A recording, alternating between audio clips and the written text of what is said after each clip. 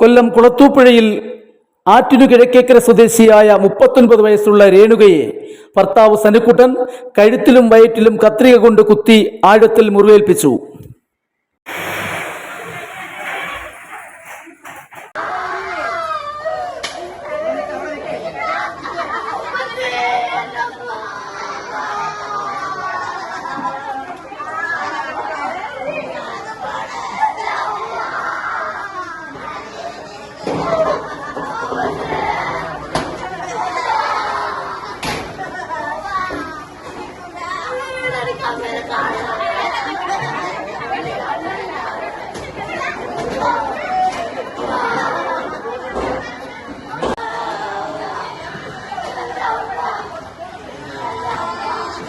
Kulathupuzha government ആശുപത്രിയിൽ പ്രാഥമിക ചികിത്സയ്ക്ക് ശേഷം തിരുവനന്തപുരം മെഡിക്കൽ കോളേജിലേക്ക് അയച്ചു.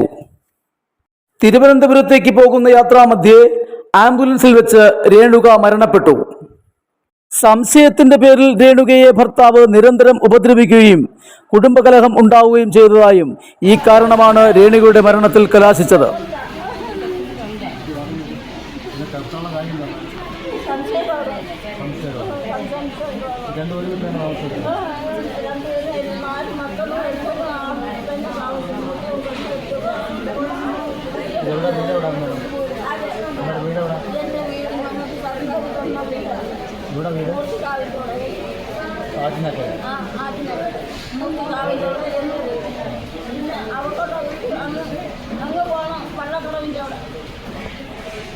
സംഭവം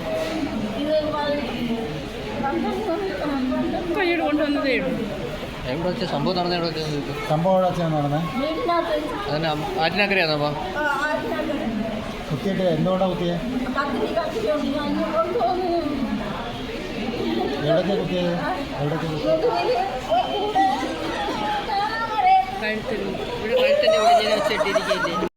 മീഡിയ 2020 ന്യൂസ് ബ്യൂറോ കുളത്തൂപ്പുഴ.